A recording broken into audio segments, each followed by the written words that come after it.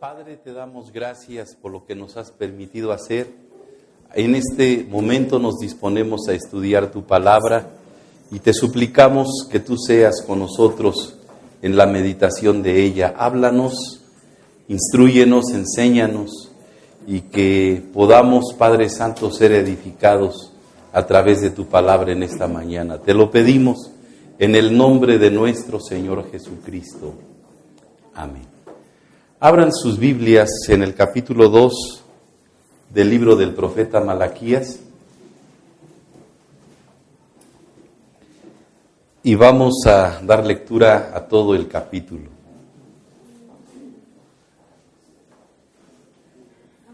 Malaquías capítulo 2.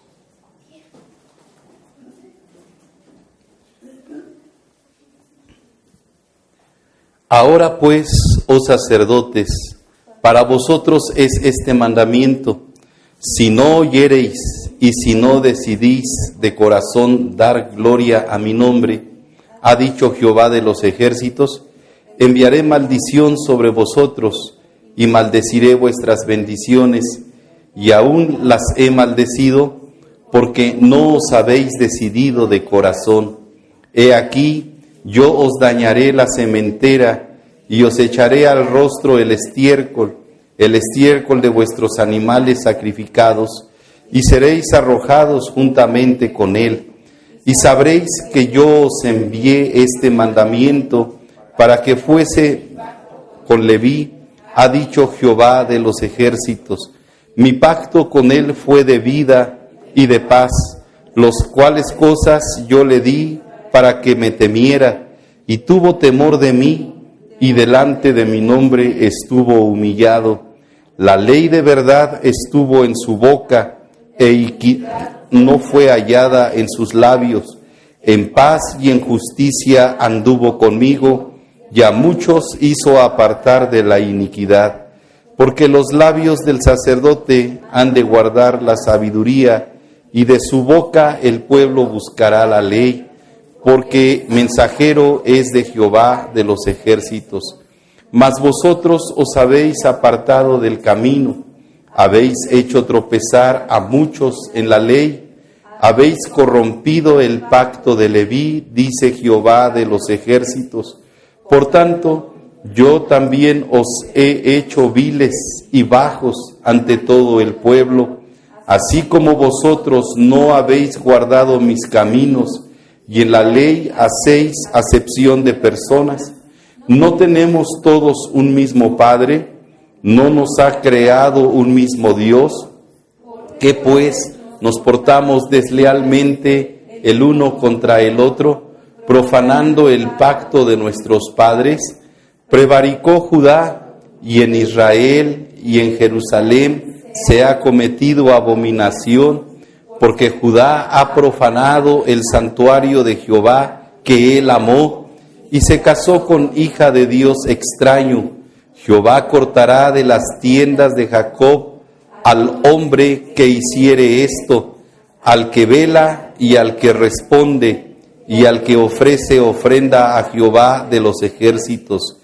Y esta otra vez haréis cubrir el altar de Jehová de lágrimas, de llanto y de clamor, así que no miraré más a la ofrenda para aceptarla con gusto de vuestra mano.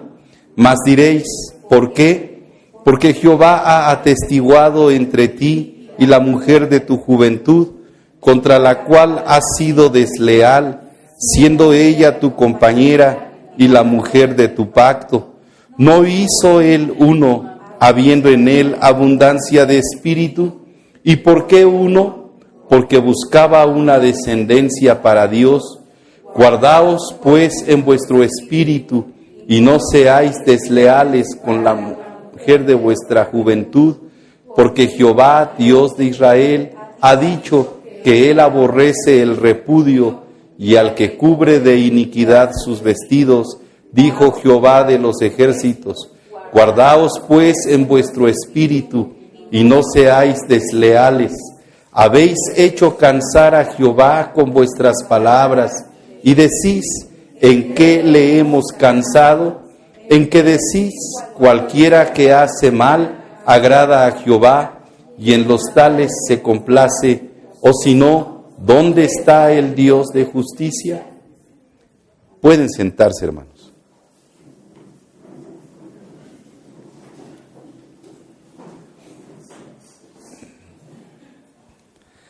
Hace 15 días estuvimos estudiando el capítulo 1 de Malaquías y el mensaje iba directamente hacia el pueblo, a Israel. Así inicia el capítulo 1 de Malaquías. Pero ahora en el capítulo 2 el mensaje va dirigido a los sacerdotes, a los líderes religiosos de aquellos días, de aquel tiempo. Solamente, hermanos, que quiero hacer una aplicación aquí. Ciertamente, en aquella época en que se dio a conocer este mensaje, el mensaje iba dirigido a los sacerdotes, a los líderes religiosos. Pero ahora, en esta dispensación en la que nos encontramos, dice la Escritura que el Señor nos ha hecho reyes y sacerdotes de Él. De tal forma que este mensaje no solamente va dirigido a nosotros, los líderes religiosos en este tiempo, sino que va dirigido a toda la iglesia, a todo el pueblo. Y lo que yo quiero ver con ustedes, que es lo que nos va a ocupar en esta mañana, es el pecado de deslealtad que estaban cometiendo no solamente los líderes, sino el pueblo en general. Y vamos entonces a ver este asunto. Empieza dirigiéndose a los sacerdotes de una manera muy fuerte.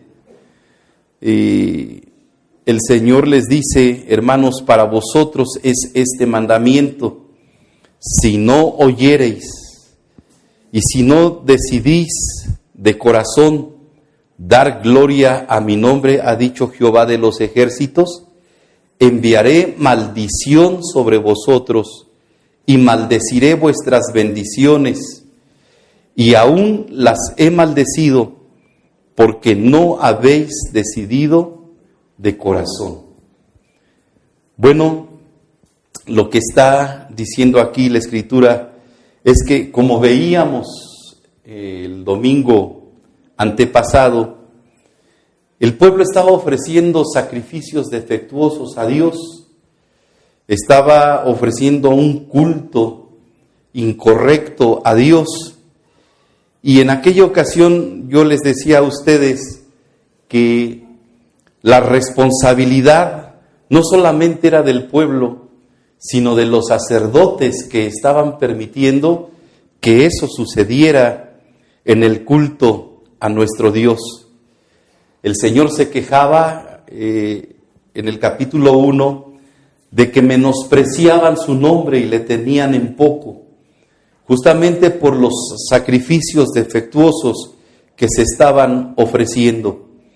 Y bueno, a eso se está refiriendo ahora cuando le dice a los sacerdotes: si no decidís de corazón dar gloria a mi nombre, y si siguen en su necedad de permitir que sean ofrecidos esos sacrificios defectuosos, entonces enviaré maldición sobre vosotros y maldeciré vuestras bendiciones. ¿A qué se está refiriendo aquí? Bueno, el sacerdote tenía responsabilidades, pero también tenía privilegios. Y los privilegios, hermanos, eran abundantes y de mucha bendición para él. Y es a lo que se está refiriendo aquí el Señor cuando dice: enviaré maldición sobre vosotros y maldeciré vuestras bendiciones. Es decir, todos aquellos privilegios, todos aquellos beneficios que a través del sacerdocio ustedes reciben, adquieren y que son una bendición, yo los voy a convertir en lo contrario.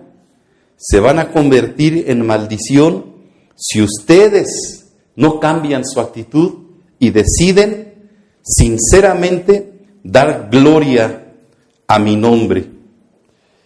Dice aquí la Escritura en el versículo 4, y sabréis que yo os envié este mandamiento para que fuese mi pacto con Leví, ha dicho Jehová de los ejércitos. Mi pacto con él fue de vida y de paz, las cuales cosas yo di para que me temiera, y tuvo temor de mí, y delante de mi nombre estuvo humillado. Está hablando aquí de su pacto con Leví. ¿Quién fue Leví, hermanos? Bueno, fue uno de los hijos de Jacob, el que estaba al frente de la tribu que llevaba precisamente su nombre, la tribu de Leví. Y esa tribu Dios la había apartado, Dios la había escogido para que ejercieran el sacerdocio justamente. Y dice aquí la Escritura que cuando él hizo este pacto con Leví, Leví tuvo temor de Dios y delante del nombre de nuestro Dios estuvo humillado. Había temor de Dios hubo temor de Dios en el corazón de Leví y hubo una actitud reverente hacia el nombre de Jehová, su Dios. Y dice el versículo 6, la ley de verdad estuvo en su boca, e iniquidad no fue hallada en sus labios. Fíjese, la ley de verdad estuvo en su boca. Es decir, no tergiversó para nada la ley del Señor, sino que se ajustó completamente a los mandamientos. Y no fue hallada iniquidad en los labios de este patriarca, de este personaje.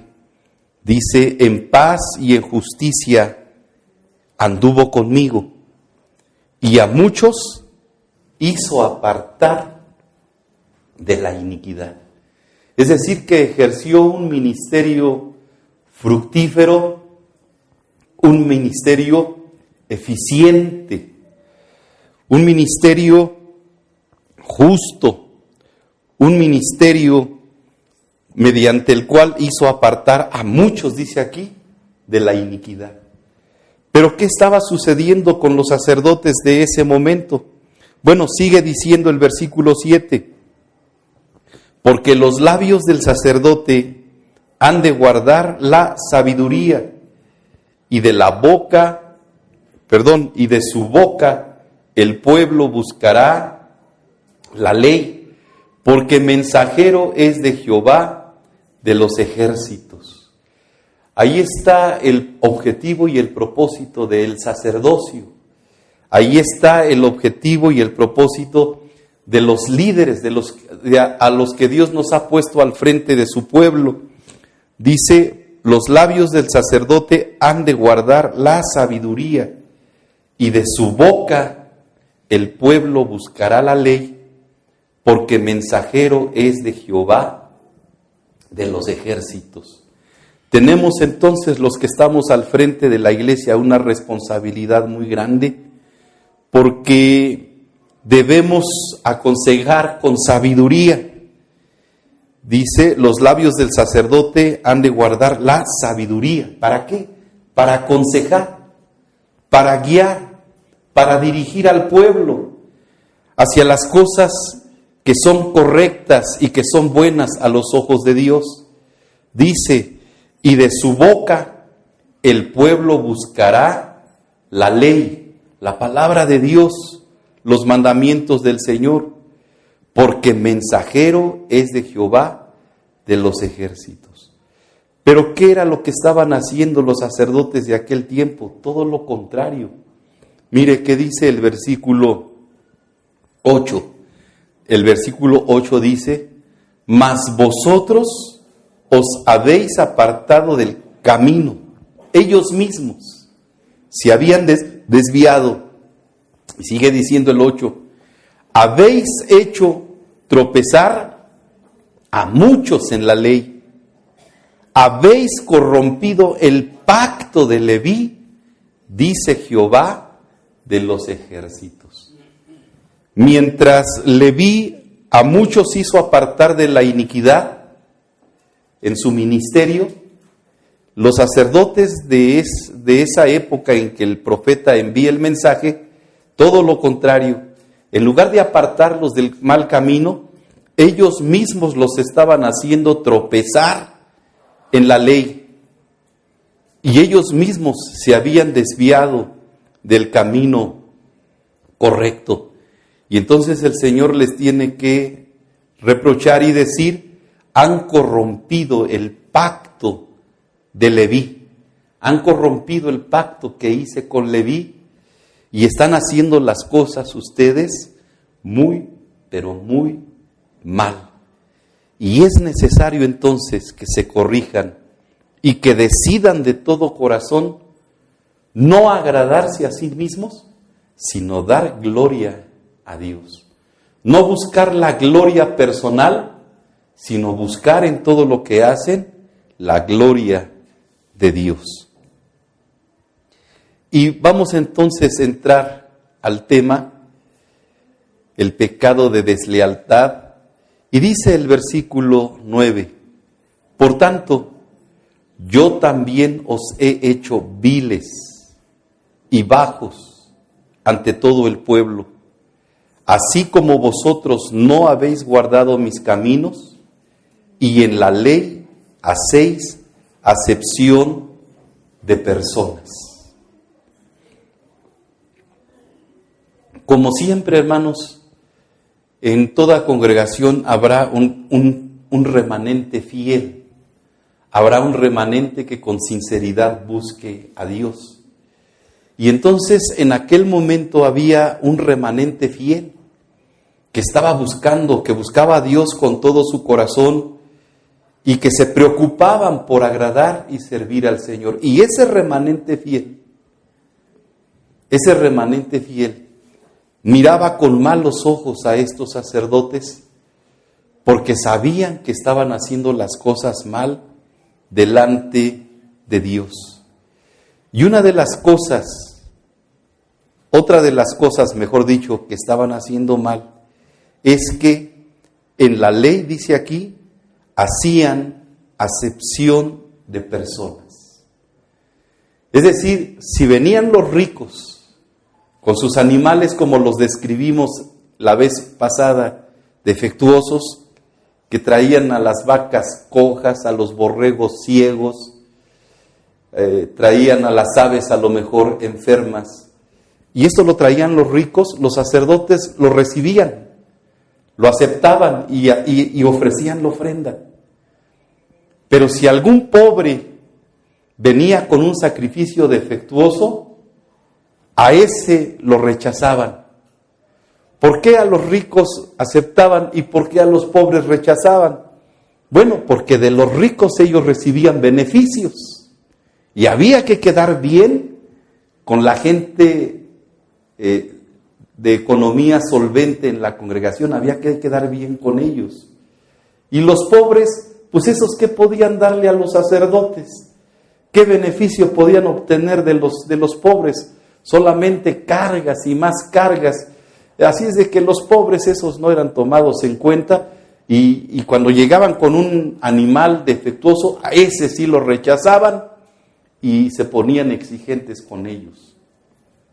Hacían acepción de personas.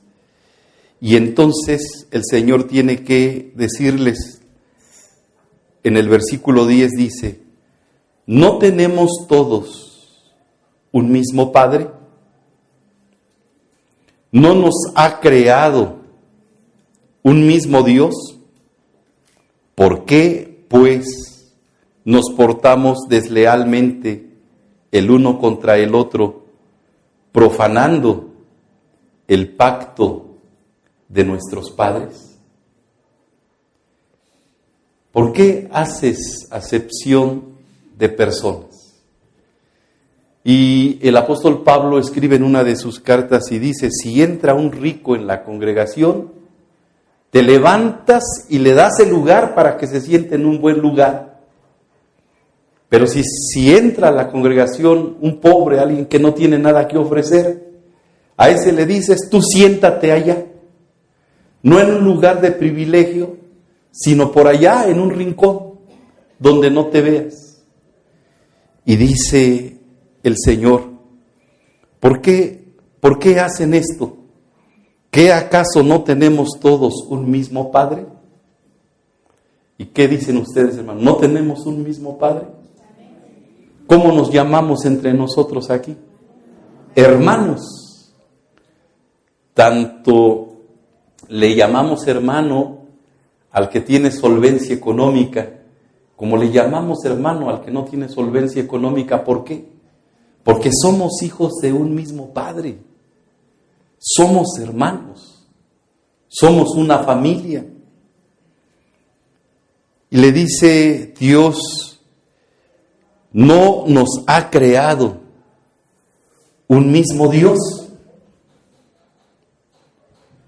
Si sanguíneamente no fuéramos engendrados por un mismo Padre, como criaturas, no hemos sido creados por un mismo Dios y ese Dios es nuestro Padre. Entonces, ¿por qué hacemos esa acepción de personas? ¿Por qué? No es correcto. Y es que, hermanos, el pueblo de Israel desde que se conformó, primero como familia y después como nación, para ellos, hasta el día de hoy, ha sido muy importante la unidad. Si en este tiempo, si un judío llega a saber de otro judío que se encuentra en desgracia, que se encuentra en pobreza, aquel judío que tiene solvencia económica inmediatamente va en el auxilio de aquel y le ayuda económicamente hasta que puede estar en un nivel correcto. Había unidad en ese pueblo y fue muy importante la unidad desde que se constituyeron como nación hasta el día de hoy. Y por eso Dios les está diciendo esto. Tenemos un mismo Padre, nos ha creado un mismo Dios.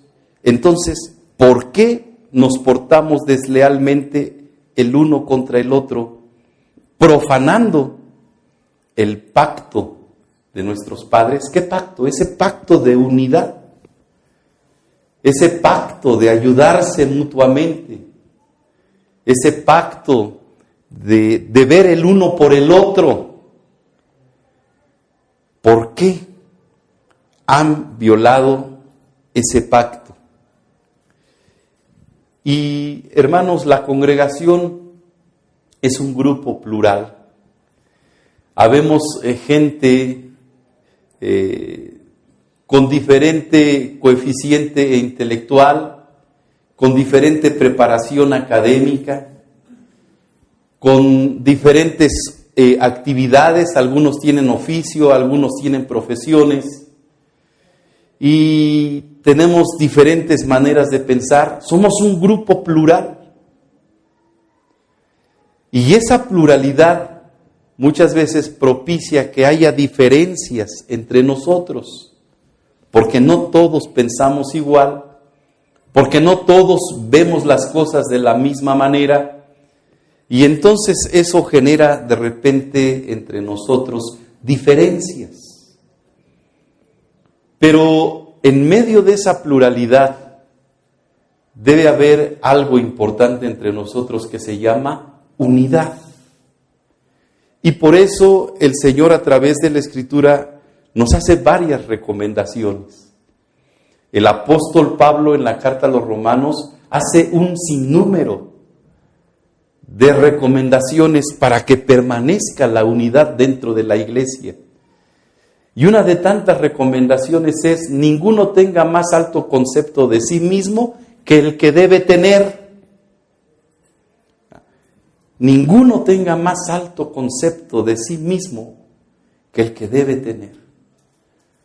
A lo mejor Dios te dio la oportunidad de hacer una carrera y tienes una profesión, pero no debes sentirte por esos conocimientos superior, o no debes ver como inferior a aquel que no tuvo la misma oportunidad que tú. Qué bien que por tu esfuerzo, qué bien que hayas alcanzado un nivel académico elevado, pero ante los ojos de Dios eso no te hace superior, ni al otro lo hace inferior. Ante los ojos de Dios todos somos iguales, y eso debemos tenerlo muy en cuenta. Después sigue escribiendo el apóstol Pablo y dice que debemos sobrellevarnos los unos y los otros. Debemos sobrellevarnos. Y aquí entramos al terreno, por ejemplo, de los temperamentos, ¿no? Algunos son sanguíneos y son estruendosos, son escandalosos y son amigueros y son bromistas y solamente se andan riendo. De todo se ríen y a todo le buscan chispa. Y hay otros que no son sanguíneos, hay otros que son coléricos. Y entonces al colérico le parece muy simplón el sanguíneo, porque de todo se ríe y muy escandaloso y lo molesta. ¡Oye! Nada más lo escucha con su estruendo que ya anda ahí hablando y diciendo ¡ay! Bueno, en esa diferencia tenemos que sobrellevarnos. El sanguíneo no escogió ser sanguíneo y el colérico no escogió ser colérico. Nacimos con esos temperamentos y ahí los responsables pues son los genes y bueno, tantas cosas en las que tendríamos que meternos, pero tenemos que sobrellevarnos, ¿verdad? El melancólico es el que siempre se anda quejando y de todo llora. Y el flemático es aquel que muy serio parece que no rompe un plato, pero rompe toda una vajilla, ¿no?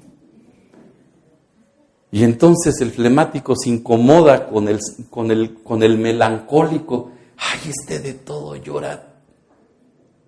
Este de todo se queja, este todo lo ve negro.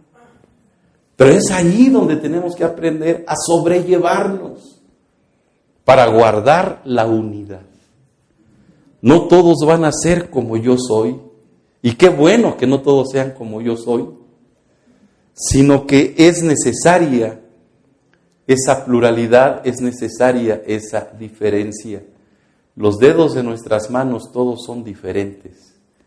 Y ahora que me estaba en la mañana bañando y que estaba pensando en esto, yo decía, ¿cómo funcionarían nuestras manos si todos nuestros dedos fueran de un mismo tamaño, hermanos? ¿Cómo funcionaría nuestra mano si el pulgar estuviera del tamaño del dedo medio y que todos los dedos los tuviéramos al tamaño del dedo medio, hermanos? A ver, ¿cómo creen que funcionarían? ¿Podríamos agarrar las cosas? ¿Podríamos actuar con facilidad? No, Dios fue sabio. Por eso nuestros dedos son diferentes y los 5 forman la mano y los 5 nos sirven para hacer las cosas que tenemos que hacer. Y entonces el meñique no le dice al pulgar, tú estás chaparro y gordo, ¿verdad? Y el pulgar le dice al meñique, pues sí, pues tú estás chaparro y flaco. Y los dos, el meñique y el pulgar, le dicen a medio, tú estás grandote y flaco, ¿no? Altote y el índice dice, yo soy el normal, ¿no? No, imagínense, si hubiera esas diferencias en nuestros dedos, no podría funcionar nuestra mano. Entonces, si en la pluralidad de la iglesia no nos sobrellevamos en esas diferencias, la iglesia no va a funcionar, la iglesia no va a poder avanzar y se van a generar muchos conflictos dentro de ella. Entonces, sobrellevar dice la Escritura, que debemos sobrellevarnos. Y hay otra parte de la Escritura que dice que tenemos que soportarnos, ¿verdad? Imagínense, está el colérico por ahí parado y de repente llega el sanguíneo y le da una palmada en la espalda. ¡Hola, brother! ¿Cómo estás? Y soportar, porque si reacciono de acuerdo a mi temperamento, a lo mejor le doy un revés que lo siento, no, tenemos que soportarnos, si no esto no funciona. No debemos ser desleales y no debemos nosotros profanar ese pacto que Dios quiere, hermanos, que haya entre nosotros, ese pacto de unidad, que aunque somos diferentes unos de otros, podamos estar unidos y podamos armonizar. La guitarra es un instrumento que tiene 6 cuerdas y 5 de ellas dan un tono diferente, pero cada una de esas cuerdas tocadas correctamente producen una armonía que suena grata al oído. Entonces, lo mismo debe suceder con la iglesia. Somos diferentes en carácter, en temperamento, en preparación y en muchas cosas, pero debemos buscar armonizar para que de la iglesia puedan escucharse buenas cosas. Muy bien, vamos adelante. Y en los versículos del 11 al 13 encontramos otro asunto que el Señor trata con ellos. ¿Cómo dicen los versículos del 11 al 13? Prevaricó Judá y en Israel y en Jerusalén se ha cometido abominación. En Judá y en Israel y en Jerusalén se ha cometido ¿qué? Abominación. Algo muy desagradable a los ojos de Dios. Algo que los ojos de Dios no pueden soportar. ¿Qué es? Dice, porque Judá ha profanado, ¿qué cosa? El santuario de Jehová que él amó y se casó con hija de Dios extraño. Jehová cortará de las tiendas de Jacob al hombre que hiciere esto, al que vela y al que responde y al que ofrece ofrenda a Jehová de los ejércitos. ¿Qué sucedió aquí, hermanos? Bueno, que estaban siendo desleales hacia el pueblo de Dios. ¿De qué manera? Bueno, aquí dice el versículo algo que sucedió. Dice, Judá ha profanado el santuario de Jehová que él amó y se casó con hija de Dios extraño. Dios reprueba los matrimonios mixtos. Y al pueblo de Israel, de acuerdo a las leyes que lo regían en aquel tiempo, estaba establecido que los varones israelitas tenían que buscar mujeres de entre su mismo pueblo. Y tenían prohibido casarse con mujeres extranjeras. Ahora, ¿por qué esta ordenanza? ¿Por qué este mandamiento? ¿Es un mandamiento racista? No, no es un mandamiento racista. Es un mandamiento que tiene una razón de ser. Mire, podemos ver a través de la Escritura que los matrimonios mixtos fueron para perdición del pueblo de Dios. Por ejemplo, ¿se acuerda aquella ocasión cuando Balac contrata a Balaam para que Balaam maldiga al pueblo de Dios? Y suben al monte para que Balaam maldiga desde allí al pueblo de Dios. ¿Lo pudo maldecir? No. Ahora, ¿por qué Balac quería que Balaam maldijera al pueblo de Dios? Porque Balac no veía otra manera de poder vencer, de poder derrotar y poder conquistar al pueblo de Dios. Y entonces dijo, si lo maldices, quitamos la protección que tiene y entonces yo podré luchar contra él, vencerlo y conquistarlo, someterlo. Pero Balaam subió al monte y Dios no le permitió maldecir a su pueblo. Lo intentaron 2 o 3 veces, no recuerdo con exactitud, y en lugar de maldecirlo, lo bendecía.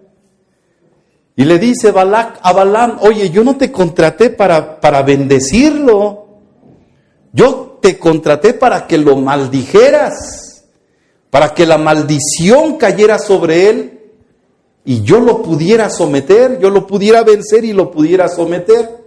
Y tú en lugar de maldecirlo lo estás bendiciendo. Es que no puedo maldecirlo, porque es pueblo de Dios. Pero te voy a decir un secreto. Te voy a decir cómo puedes hacerlo vulnerable y cómo puedes vencerlo. Los varones de Israel son ojo alegre.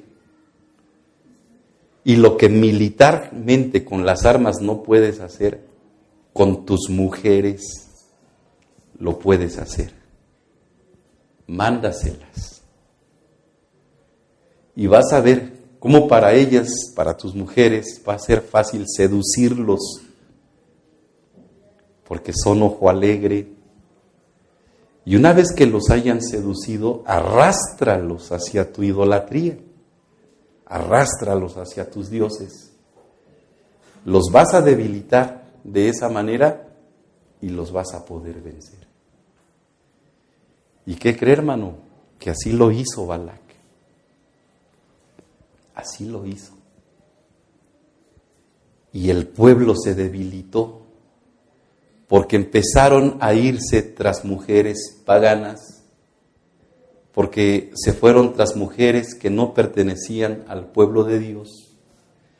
Y esas mujeres paganas los hicieron tropezar en su fe, los hicieron tropezar en su temor a Dios, y el pueblo fue arrastrado hacia la idolatría. Dios sabía que ese era el riesgo, Dios sabía que ese era el peligro, y por eso fue que les dijo, no se mezclen con mujeres de otros pueblos, porque el día que lo hagan ustedes me van a dar la espalda. Y en esta ocasión que les estoy mencionando, así sucedió. Ahora, ¿fue la única vez? No.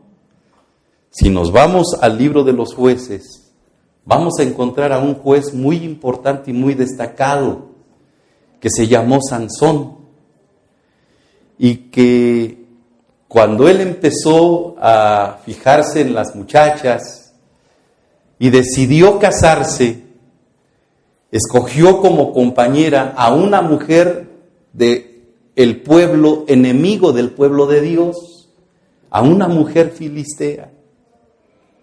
Y los padres de Sansón se acongojaron cuando él les revela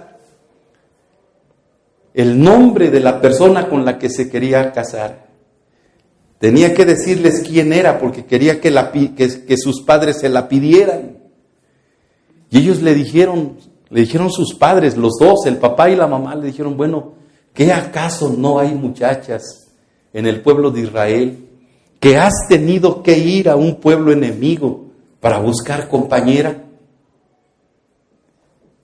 Y Sansón, el joven Sansón, como muchos de los jóvenes de hoy en día, se aferró y dijo, bueno, sí hay muchachas, pero es que la que me gusta es aquella. Y funcionó esa relación, terminó en tragedia esa relación. ¿Sansón aprendió la lección? No. Aquella primer muchacha murió, terminó en tragedia aquella relación, aquella muchacha murió. Pero Sansón no aprendió la lección. Tiempo más tarde se vuelve a enamorar y se vuelve a enamorar de otra mujer extranjera, de Dalila, que era filistea. ¿Prosperó esa relación? No. Termina en tragedia, pero ahora no para la muchacha, sino para Sansón. ¿Cómo terminó Sansón? Moliendo, haciendo el trabajo de las bestias, sirviendo como payaso, como burla para el pueblo enemigo. Le sacaron los ojos y muere Sansón juntamente con sus enemigos. Terminó en tragedia aquella relación.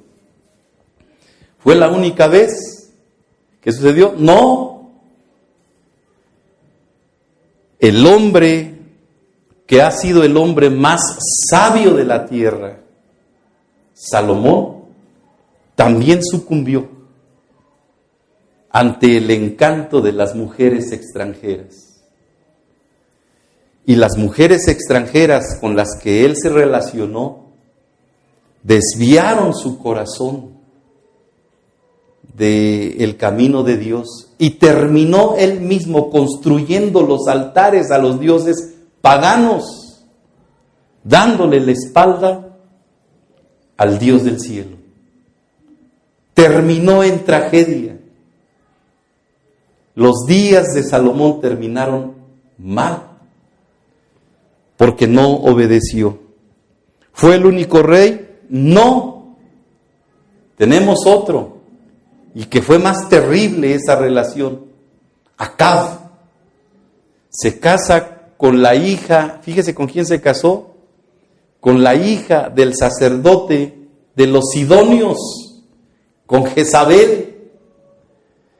Y esa mujer no solamente fue dolor de cabeza para Acab, sino para todo el pueblo de Israel. ¿Se acuerda de la viña de Nabot? Que Acab la deseó y Nabot no se la quiso vender al rey Acab. Y ahí viene lloriqueando y lo ve Jezabel y le dice, ¿por qué estás triste? ¿Por qué estás llorando? Pues porque quiero esa heredad. Pero Nabot no me la quiso vender. Ay, ¿que no eres tú el rey? Será tuya. Y Jezabel le levanta un falso a Nabot que lo lleva a la muerte para que su esposo se quedara con la heredad. Y era una mujer que practicaba la hechicería y era una mujer que practicaba las ciencias ocultas y desvió del camino correcto al rey Acab. Terminó en tragedia también. Pero eso fue en los tiempos bíblicos. No. En mi experiencia pastoral, durante mi ministerio aquí en esta iglesia, en los 25 años que llevo, le puedo decir de muchachas que se casaron con muchachos que no eran de la iglesia y que en su momento como pastor les dije, no va a funcionar. Y dijeron, yo lo convierto. ¿Y saben en qué terminó? Matrimonios destruidos. Acabaron en separación esas relaciones. No funciona. Habrá algunas excepciones, pero yo creo que los dedos de las manos me sobrarían para contar esas excepciones. La regla es que no funciona. Y lo peor es que terminan esas relaciones en tragedia, de una manera trágica. Y ese pecado estaba cometiendo el pueblo, ese pecado estaban cometiendo los sacerdotes, estaban permitiéndolo los sacerdotes. Y ese pecado estaba debilitando al pueblo y alejándolo cada vez más de Dios. No funciona. No funciona. Y encontramos otro tipo de deslealtad que vamos a ver en los versículos 14 al 16. ¿Cómo dicen los versículos 14 al 16? Mas diréis, ¿por qué?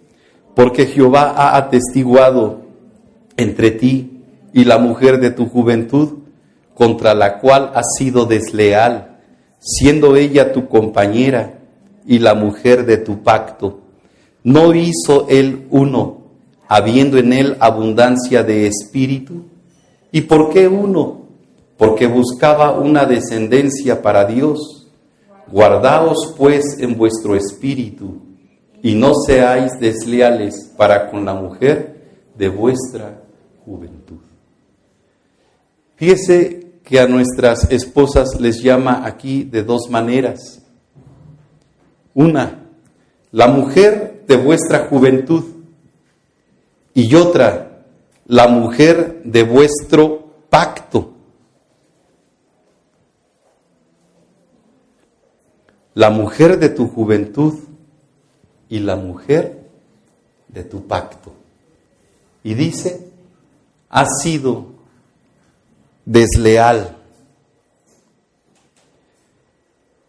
¿Qué era lo que estaba sucediendo, hermanos? Bueno, pues que estaban los varones de Israel casados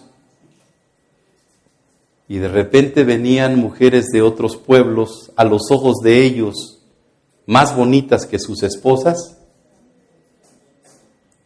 y ponían los ojos en esas mujeres y buscaban cualquier pretexto para divorciarse de ellas. Mire cómo dice el versículo 16. Porque Jehová, Dios de Israel, ha dicho que Él aborrece el repudio, y al que cubre de iniquidad su vestido, dijo Jehová de los ejércitos. Guardaos pues en vuestro espíritu, y no seáis desleales. Dos cosas aborrece Dios. Uno, el repudio, es decir, el divorcio. Pero también aborrece Dios al que cubre de iniquidad su vestido. Al que cubre de iniquidad su vestido. Porque el adulterio no consiste solamente en el acto carnal, sino que dice la Escritura que el que mira a una mujer para codiciarla, ya pecó con ella en su corazón. Y de esa manera está cubriendo de iniquidad su vestido. Y entonces buscaban cualquier pretexto para cambiar de modelo, ¿no? Cualquier pretexto buscaban para dejar a la mujer de su juventud, a la mujer de su pacto, y unirse a otra mujer. Vemos a través de la palabra de Dios en los evangelios que le hicieron una pregunta al Señor Jesucristo, y la pregunta fue: ¿es lícito al hombre repudiar a su mujer por cualquier cosa? Y el Señor tuvo que decir que no. Mire, vamos a ver una lámina que traigo yo aquí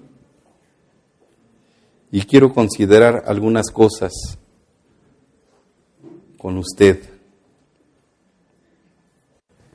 Dice ahí, hay dos ceremonias de ingreso al matrimonio. Y a estas dos ceremonias se les llama de la siguiente manera: boda. Conocemos la boda civil y la boda religiosa. Boda, que viene del latín vota, y del latín vota se deriva la palabra voto, que significa compromiso. Pero para nosotros bíblicamente, voto significa pacto. ¿Sí, hermanos? Boda viene del latín vota, que significa voto, compromiso, pero que para nosotros bíblicamente voto significa pacto. Ahora, fíjese en esto. Tenemos la boda civil. ¿En qué consiste la boda civil?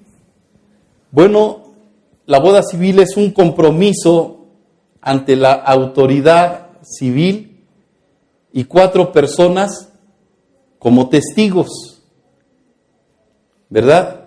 Fíjese que en este tipo de bodas sí estamos utilizando la palabra compromiso, porque los que se casan se están comprometiendo ante la autoridad civil, en este caso el juez. Se están comprometiendo a vivir en matrimonio.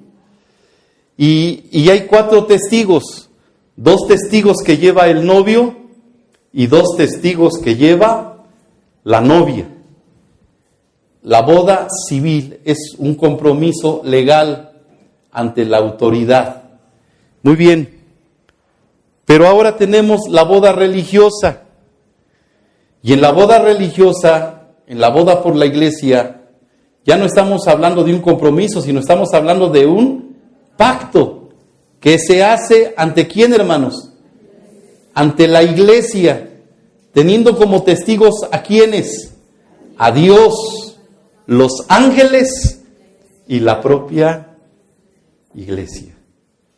Entonces, ahora yo le pregunto, ¿cuál de estas 2 ceremonias tiene mayor peso?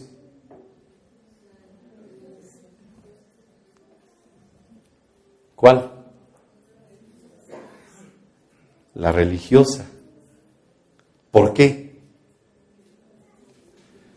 Porque en la civil estamos compareciendo ante un hombre para comprometernos. Pero en la boda religiosa estamos compareciendo ante el mismo Dios, la iglesia y los ángeles para hacer ese pacto. Entonces, no es ante cualquier persona, es ante el mismo Dios y una grande nube de testigos. Ahora, ¿por qué hago mención de los ángeles aquí? Porque los ángeles se unen a nosotros en el culto, hermanos. Y nosotros una boda religiosa la hacemos dentro de un culto. Está presente Dios, están presentes los ángeles y está presente la iglesia. Son muchos testigos. Y son testigos de mucho peso. Ahora,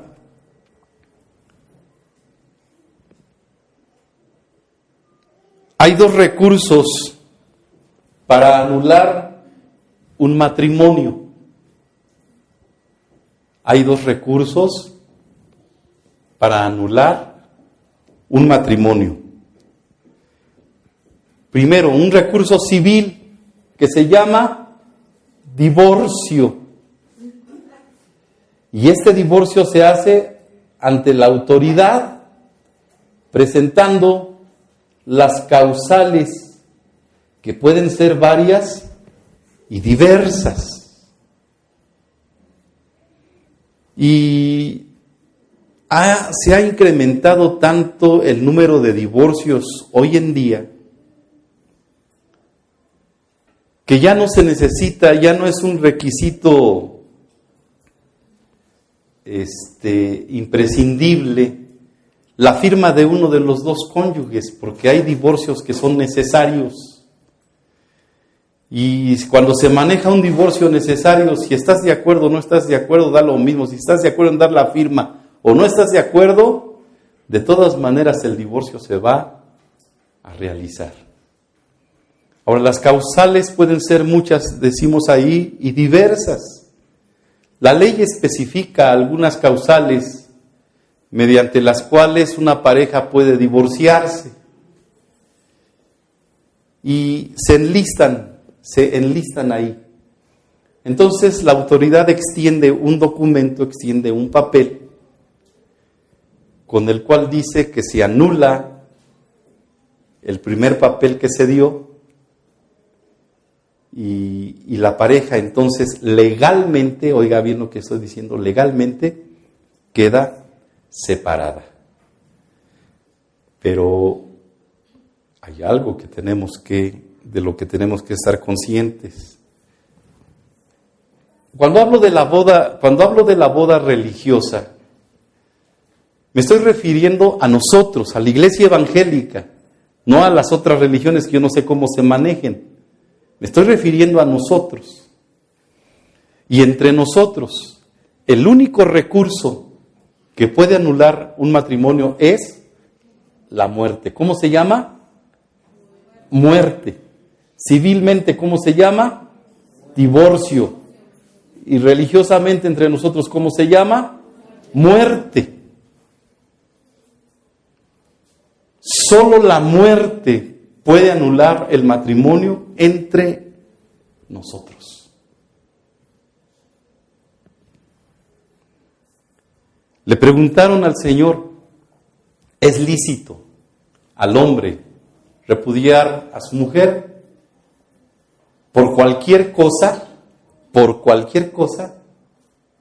Y él dijo, no, solamente por infidelidad, por pecado de fornicación o adulterio, entre nosotros sería permitido extender carta de divorcio. Pero fuera de esa causal que es una salvedad, cualquier otro problema que se presente dentro del matrimonio, se le debe buscar solución.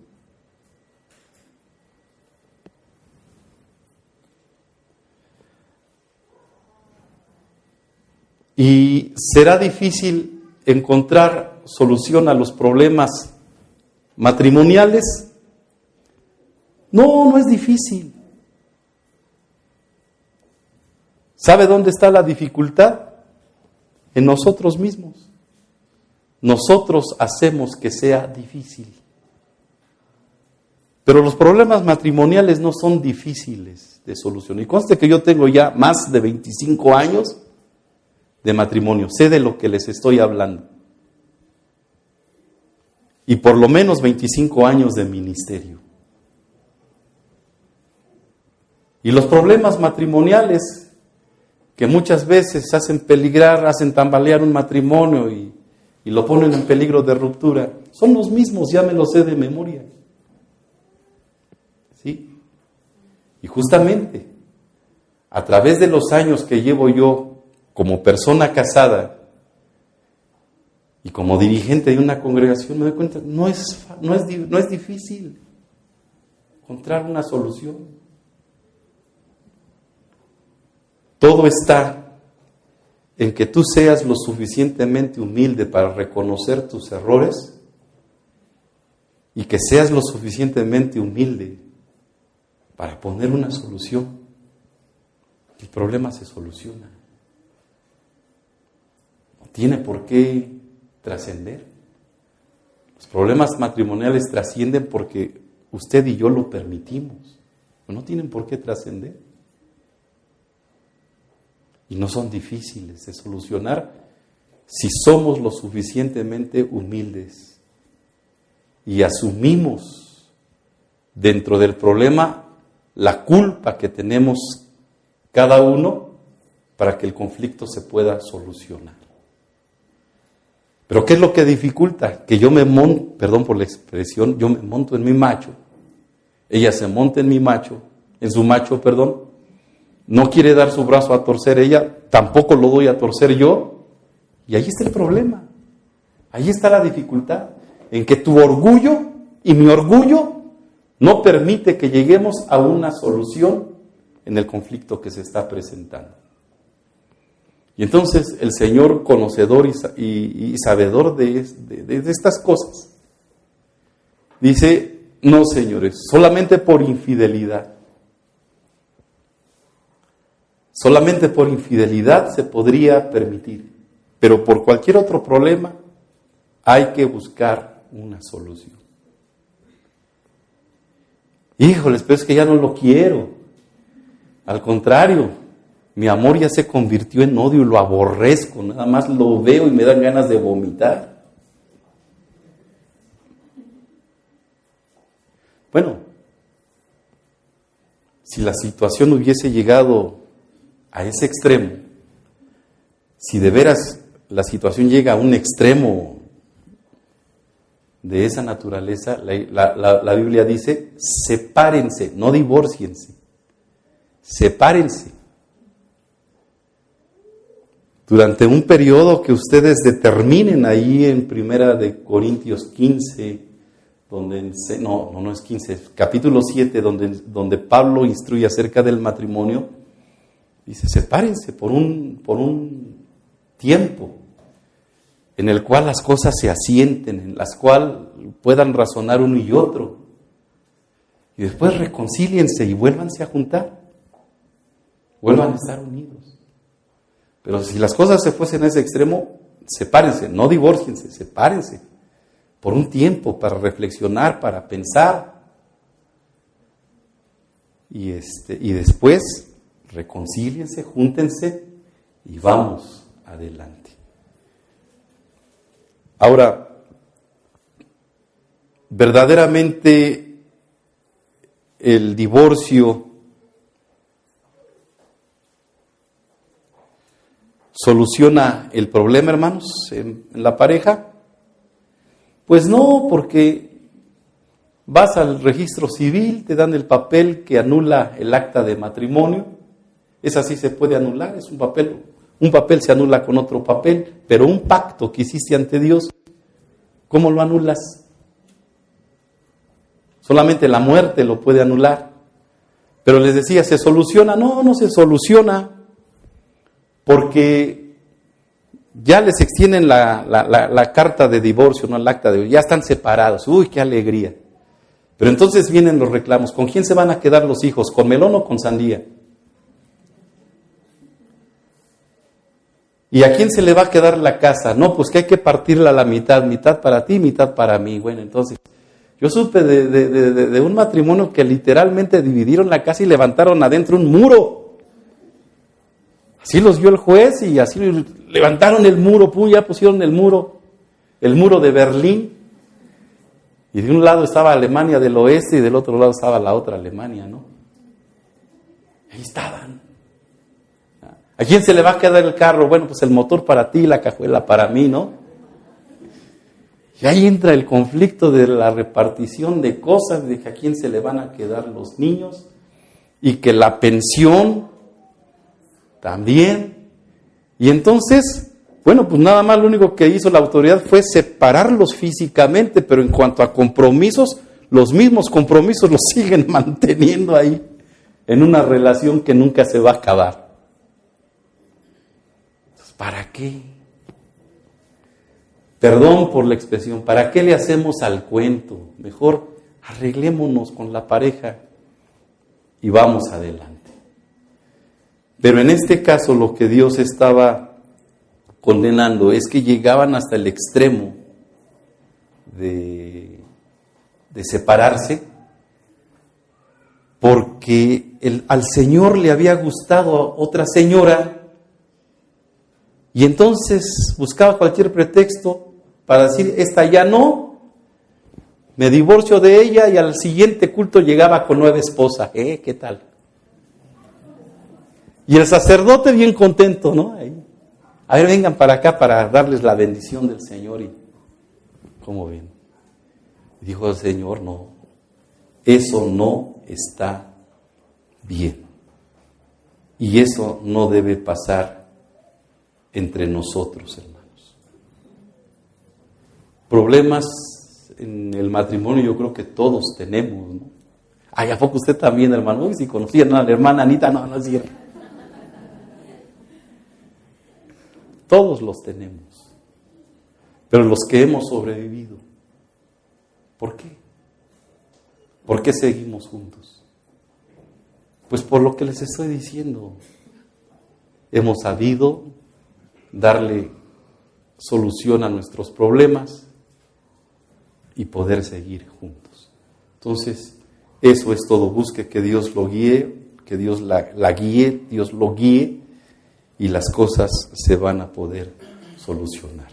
Pónganse de pie, vamos a darle gracias a Dios y vamos a pedirle que Él nos ayude, que nos ayude a llevarnos bien como hermanos, que a nuestros jóvenes y a nuestras señoritas el Señor les ayude para saber escoger sabiamente su pareja, con quién se van a casar, y que a los que ya estamos casados el Señor nos ayude a permanecer juntos, como dice la Escritura, hasta que la muerte nos separe.